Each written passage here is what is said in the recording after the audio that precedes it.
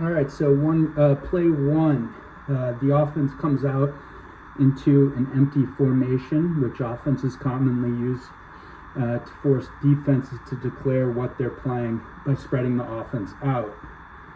As we can see, Hausman goes out with EJ, and then EJ motions back in, and Hausman follows, indicating the defense is likely playing man-on-man, with a safety free in the middle. The right cornerback has traveled to the trip side, meaning we got 3 D-backs on these 3 receivers. And then this is a free safety on Lindenmeyer, and Hausman is on EJ. That presents a pretty attractive matchup to this left side. And as we can see, the wheel route by Barney would otherwise be a generally attractive route, except for where they are on the field limits that vertical threat and thus the big play potential. So based on this, I'd like Dylan to focus on this left side based on the matchup. You have Hausman playing inside leverage with cushion, and we get a natural pick by Lindenmeyer on the corner, leaving EJ open for an easy first down, if not touchdown.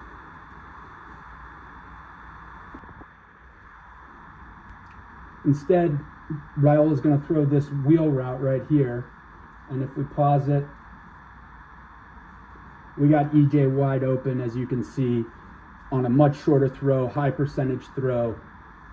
Instead, we take that long route, and ultimately would have liked the ball to be delivered right here rather than back here. We end up getting away with illegal hands to the face on Barney there. All right, play 2. This is later in the Michigan game. The offense again going to use an empty formation by motioning the back out of the backfield. As we can see, no defenders traveling with him, meaning that the defense is likely playing a zone.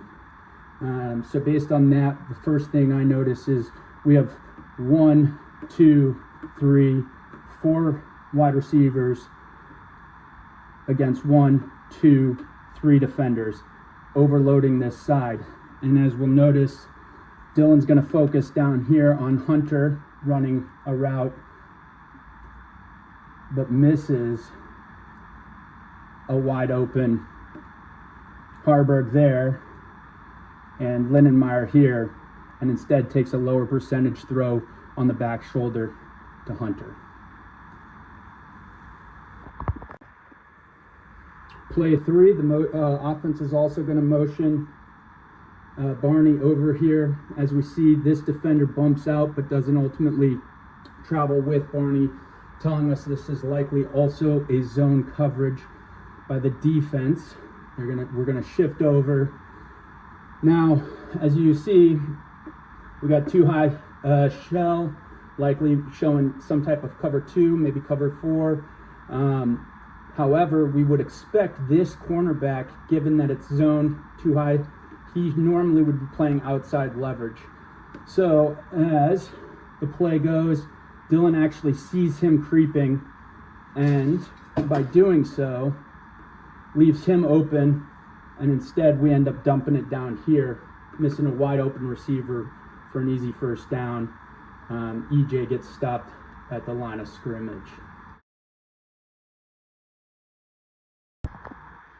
All right, moving on to progressions and decision making. We go back to the Michigan game on that first drive. As you can see, we're in 21 personnel, 2 backs in the backfield. We're going to run a quick route concept where Dylan's going to catch it, read 1, and then ultimately should check it down to read 2, but doesn't do so. So here we go. As you can see, he's reading, doesn't like it, steps up. This is covered, this is covered, this is covered. The ball needs to get out here. And again, he's got space to run with 1 defender to beat. Instead, Dylan, he's going to force it in. Instead, Dylan's going to force it in here. Ultimately, a ball that almost gets picked off. All right, so this next play is the interception against Michigan. They motion EJ out into an empty set, and as you notice, nobody comes and directly matches up. So Dylan should know that this is likely a zone coverage and not man-to-man. Not sure if that's what led to this interception.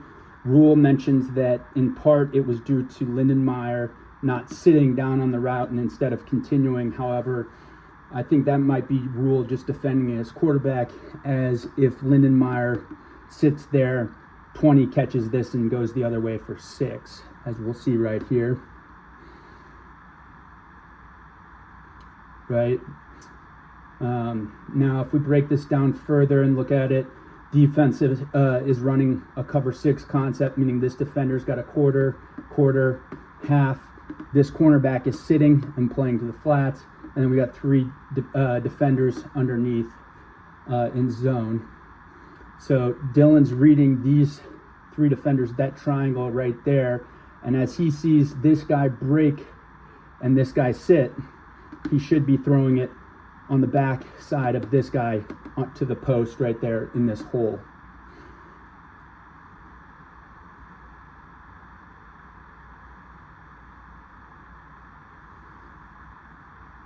Right here.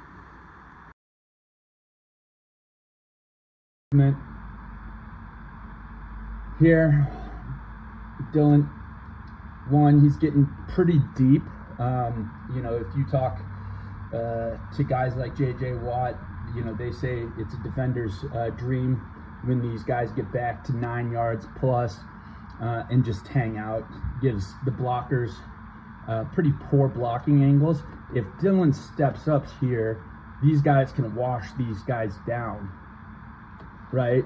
But instead, he hangs out here, and so the only way to prevent the blocking, to prevent the defenders from getting to Dylan would be to hold. He needs to pop up. Also, he's got this crossing route, which Dylan misses a couple of different times.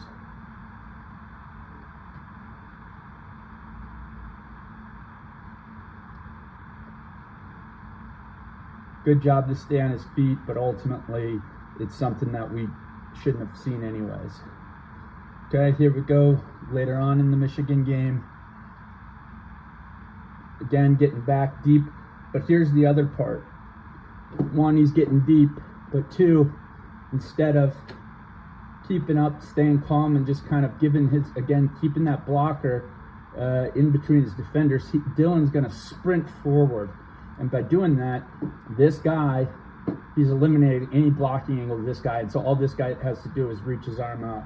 And as we see, he ends up making that tackle. Dylan runs right into a sack. Now Michigan State, Dylan does a good job of not getting as deep. But here, he starts to roll out of the pocket and move out unnecessarily. And as you see, he gets surprised by this defender running a stunt, and eyes drop, body drops, and if anything, if he stays back here, this is getting picked up. Instead, it forces him to start scrambling. He gets stepped on, runs right into a sack. To the fundamentals. On this one, there's a lot of talk about Dylan and his arm angles of arm talent. If we look at it, Lindenmeyer ends up beating his guy. He's got up right there. Instead, watch Dylan's front foot. Instead of stepping up into the target, he just throws it. He throws it sidearm across his body. Delivers an inaccurate ball in what should have been a first down. Here, another one.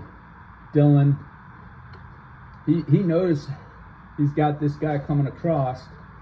He comes up, and instead of just stepping up and throwing, he throws on the run, sidearm, and again doesn't doesn't deliver an accurate ball, ends up throwing it wild.